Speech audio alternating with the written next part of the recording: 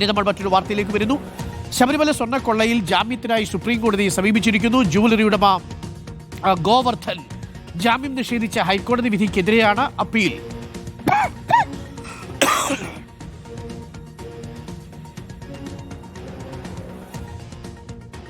തേടിയ ഡി സുധീഷ് കുമാറിന്റെ ഹർജി കോടതി തിങ്കളാഴ്ച വിധി പറയും. ഹരിയുണ്ട് കൂടുതൽ വിവരങ്ങളുമായി. ഹരി, എന്താണ് കൂടുതൽ വിവരങ്ങൾ? അരുൺ, ഗോവർദ്ധന്റെ ജാമ്യാപേക്ഷ ഹൈക്കോടതി ഈ മാസം ആദ്യമാണ് തള്ളിയത്. അതായത് ഗോവർദ്ധൻ ഉന്നയിച്ചിട്ടുള്ള സ്വർണ്ണക്കൊള്ളയുമായി ബന്ധപ്പെട്ട് തനിക്ക് യാതൊരു പങ്കുമില്ല. തനിക്ക് പക്ഷേ അതേസമയം തന്നെ താൻ ഈ കൊള്ള മുതൽ അത് താൻ വാങ്ങിയിട്ടുണ്ട്, പക്ഷേ ആ സമയത്ത് തനിക്കത് അറിയില്ലായിരുന്നു എന്നതടക്കമുള്ള വാദങ്ങൾ ഹൈക്കോടതിയിൽ ഉന്നയിച്ചിരുന്നെങ്കിലും ഹൈക്കോടതി അതെല്ലാം തന്നെ തള്ളിക്കളയുകയായിരുന്നു.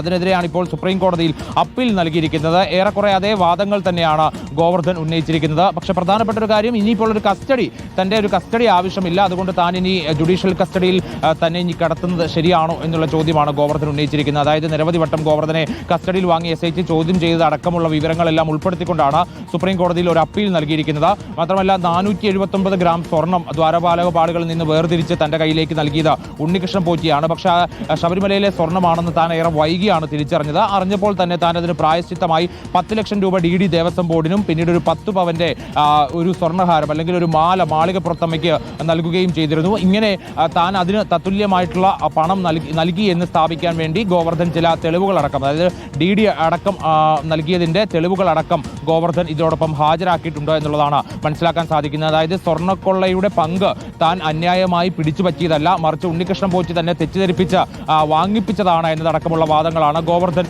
ഉയർത്തുന്നതെന്നാണ് നമുക്ക് മനസ്സിലാക്കാൻ സാധിക്കുന്നത്. പക്ഷേ അതേസമയം തന്നെ ഈ കേസിൽ പങ്കജ് ഭണ്ഡാരി, ഗോവർദ്ധൻ, ഉണ്ണികൃഷ്ണൻ പോറ്റി ഈ 3 പേർക്കാണ് ഈ സ്വർണ്ണക്കൊള്ളയുടെ പങ്ക് ലഭിച്ചിട്ടുള്ളത് എന്നുള്ള വാദമാണ് SIT അല്ലെങ്കിൽ പ്രോസിക്യൂഷൻ ഇത് സംബന്ധിച്ച് നേരത്തെ ഹൈക്കോടതിയിൽ ഉയർത്തിയത്. അതേ വാദങ്ങൾ തന്നെ സുപ്രീം കോടതിയിലും SITയുടെ ഭാഗത്തു നിന്ന് ഉണ്ടാകുമെന്നുള്ളതാണ് മനസ്സിലാക്കാൻ സാധിച്ചത്. മറ്റുള്ളവരെല്ലാം രേഖകളിൽ കൃത്രിമം കാണിക്കുകയും ക്രമക്കേട് കാണിക്കുകയും അഴിമതി കാണിക്കുകയും ചെയ്തപ്പോൾ ഈ 3 പ്രതികൾ, അതായത് ഒന്നാം പ്രതിയായ ഉണ്ണികൃഷ്ണൻ പോറ്റിയും 10-11 പ്രതികളായിട്ടുള്ള പങ്കജ് ഭണ്ഡാരിയും ഗോവർദ്ധനും ഈ സ്വർണ്ണക്കൊള്ള നടത്തിയതിന്റെ സാമ്പത്തിക ലാഭം ഏതെങ്കിലും നിലയ്ക്ക് സ്വന്തമാക്കിയ ആളുകളാണ് എന്നുള്ള വാദത്തിലാണ് SIT ഉറച്ചു നിൽക്കുകയും ചെയ്യുന്നത്.